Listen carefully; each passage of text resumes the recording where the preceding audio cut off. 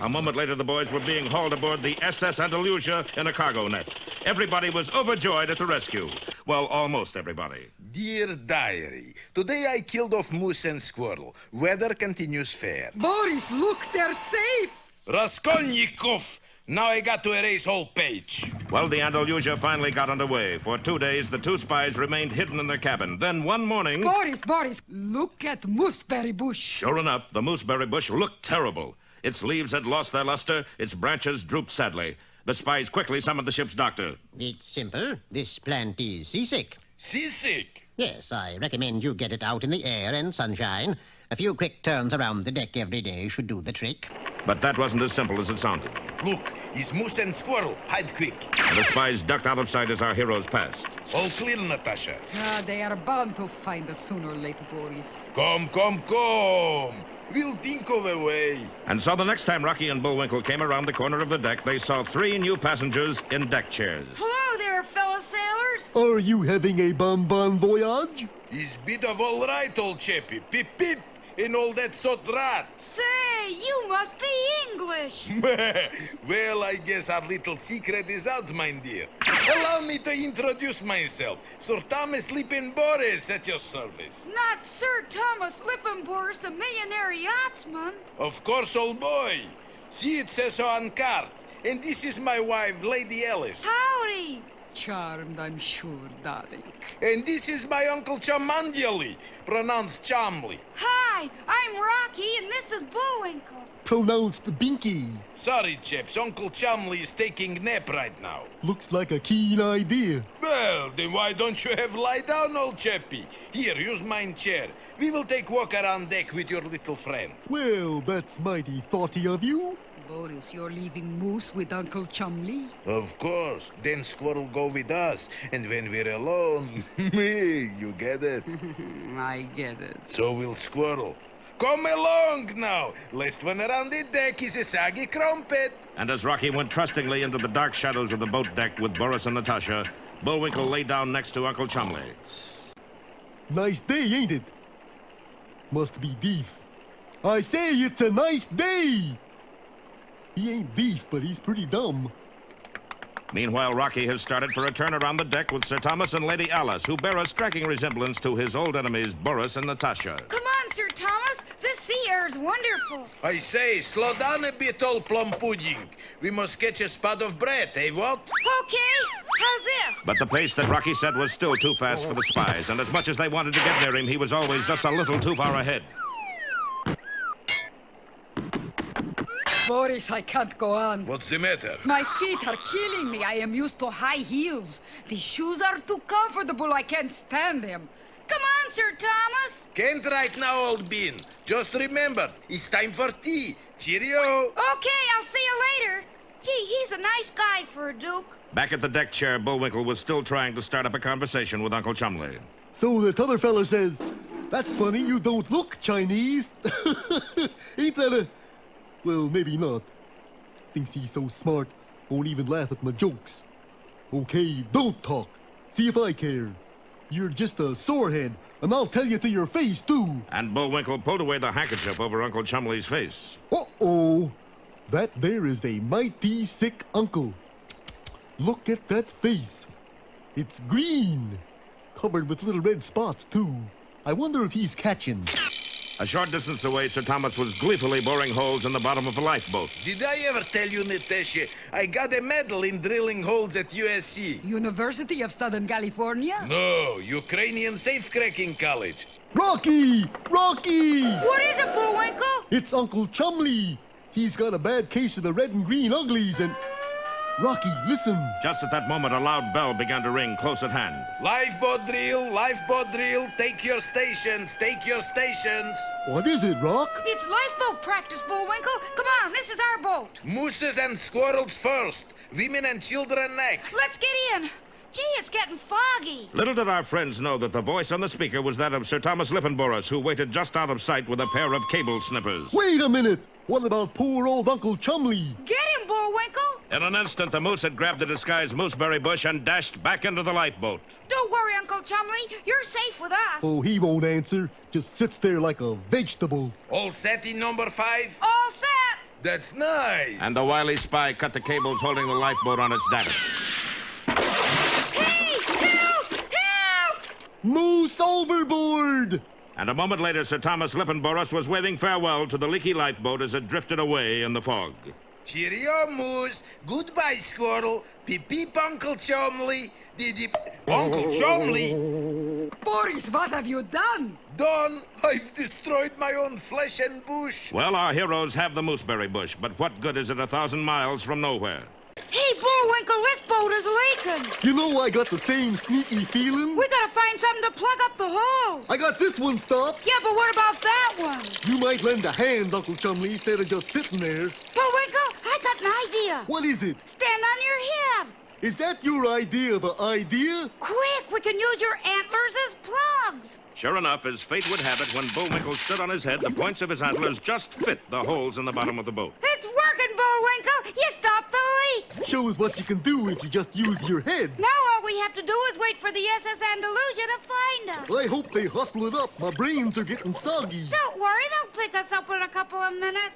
Rocky wouldn't have been so confident if he knew more about the Andalusia, for she was under the command of Captain Peter Peachfuzz, the world's worst sailor. Even as a youth, Peter Peachfuzz had wanted to be a captain, but something always went wrong. At 18, Peter joined the Navy, where, due to his sailing through the Panama Canal in the wrong direction, he wound up in command of the only icebreaker in the South Seas. Half ahead, port. Stand by to jettison the supercargo. Tippecanoe and Tyler, too. On the double. His seamanship won him scores of medals, all donated by the enemy. And a nickname was bestowed on him by his grateful shipmates, Wrong Way Peachfuzz. After his military service, he assumed command of a smaller vessel plying the coastal waters. Then one day, a maiden aunt died and left him $100 million. Of course, Peter's first act was to buy the SS Andalusia and hire himself as captain. His second act was to run right into the Brooklyn Bridge. Hard astern. Block that kick. Next day, after he tried to sail the Andalusia up 42nd Street to Times Square, his officers held a special meeting. He's a mutton-headed idiot. Couldn't command a boat in a bathtub. He's a bird brain. As a bird lover, I'll assent that. Yes, gentlemen, he is an incompetent nincompoop. He really has only one qualification. What's that? He's the captain. But we gotta do something. I think I have a plan. And so late that night, the officers watched as the ship's carpenter quietly disconnected the captain's steering wheel and telegraph. Of course, Peachfuzz never noticed the change. Lay aloft. Hold that line. But the ship was actually run from another set of controls on a lower deck. Unfortunately, while all the other officers were searching for our heroes, Captain Peachfuzz made a wrong turn and wound up in the right room. The result was instant panic. The Andalusia spun around in circles and then started off at full speed in all directions at once. Hear that, Bullwinkle? Won't be long now. Hey, here we are. Hokey smoke, Bullwinkle, get up. The steamer's heading right for us. Look out. And the tremendous bulk of the SS Andalusia swept past without even slowing down. Boy, that was too close for comfort. Yeah, if I ever catch the nitwit who's steering that boat, Nothing personal, you understand? Look out, Bullwinkle! Here she comes again! This time she's really gonna run us down! And sure enough, the knife-like prow of the huge ocean liner struck the lifeboat squarely in the middle. When it passed, there was nothing left of the lifeboat but splinters. Fortunately, Bullwinkle had been able to grab onto part of the ship's anchor, and our heroes dangled far above the waves as the liner plowed on. Meanwhile, in their cabin, Boris and Natasha were very despondent. Boris, how could you let them sail away with the mooseberry bush? Bush was disguised as old men. Did I know they'd help old men into lifeboat? I wouldn't. Help! It seems to me I still hear that idiotic voice calling, Moose overboard! Look, outside porthole. his ghost. No, it's Bullwinkle. Who is it, Bullwinkle? It's that there nice English type fella, Sir Thomas Lippenboris. Well, tell him we got his Uncle Chumley here. Uncle Chomley. Quick, Natasha, get help. And a few moments later, our friends were hauled on board. Uncle Chomley. This is a bit of all right, what? Let us take you to cabin, darling. He's sure a brave old fella. Didn't hear a peep out of him the whole time. Hey, what's happening? Abandon ship! Captain Peachfuzz is at the wheel!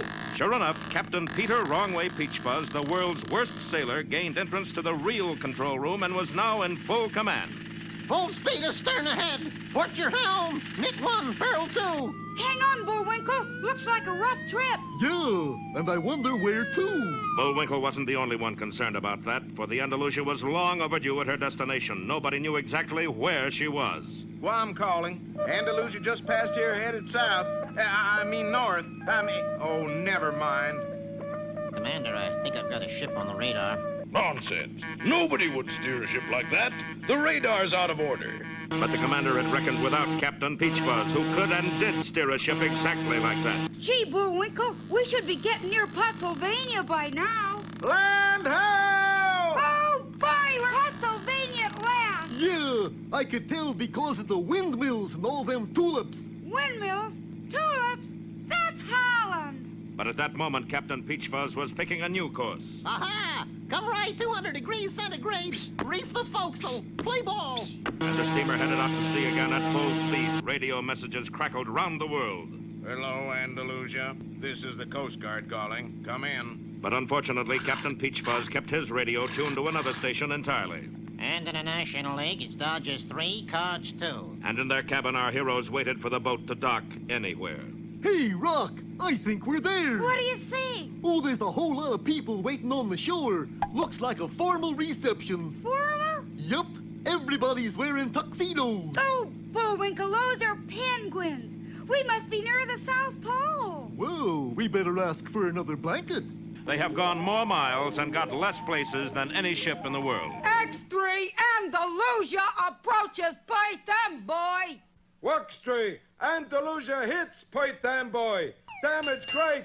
And to make things even worse, the ship has now run out of food. Boy, am I ever hungry. Yeah, me Just too. looking at pictures of food makes my mouth water. Mm. Bullwinkle, what are you eating? I just couldn't resist the picture, Rocky, so I ate it. Okay, give me a page. Here's a fruit salad with cottage cheese. Delicious. Here, have a picture of standing rib roast in full color. Mm. How is it? Well, I really like it a little more well done. Meanwhile, in the cabin just next door, Boris, Mooseberry Bush has lost the will to live. What are we going to do? Get me central control. Hello, fearless leader? This is Boris Bedenoff, your friendly neighborhood spy speaking. Come in, friendly. Bush is in bad shape. What do we do? Who needs bush, you idiot? All we need are mooseberries. Natasha, quick, pick berries. Shall I keep this one, Boris? No, it's too little. Throw it away. Boris, what happened? Remember, picked mooseberries are very explosive. Do not shake, rattle, or roll. Now you tell us. Boris, how we're going to keep Mooseberry safe? Easy. You sit here, I sit here, Mooseberry sit there. but Boris had reckoned without Captain Peachfuzz, who at that moment decided to change course. Hard up port! Course 5440, or fight! Boris, look! As the boat heeled over, the closely guarded mooseberries skidded toward the porthole and out. Hmm? Oh, boy. Must be snack time. You! Howdy, Sir Thomas. Have a yummy? Those berries, they're... Oh, yeah, they're delicious. Want to see me throw one up and catch it in my mouth? No! Oh, it's easy. Gee, these got kind of a kick to him. Boris, he's fainted. Anything wrong, Lady Alice? Oh, no, it's just the heat. The heat? I ain't been this cold since I left Frostbite Falls. Brrr. Don't shiver, don't shiver! If Moose jiggles those berries, we all go boom. Come in, old pipsqueak. Have a warm in our cabin. Well, I don't mind if I... Oops! Must have tripped on the rug. We don't got a rug. Oh, nice place you got here. It's kind of... What is it? I guess I got the hiccups. Water, quick. Best cure for hiccups, old chappie. So Boris and Natasha tried every known hiccup remedy and cure available. Ice water, hot water, more ice water, head in the bag, holding the breath. How about standing on my head? No! What do we do? What else? We scare him.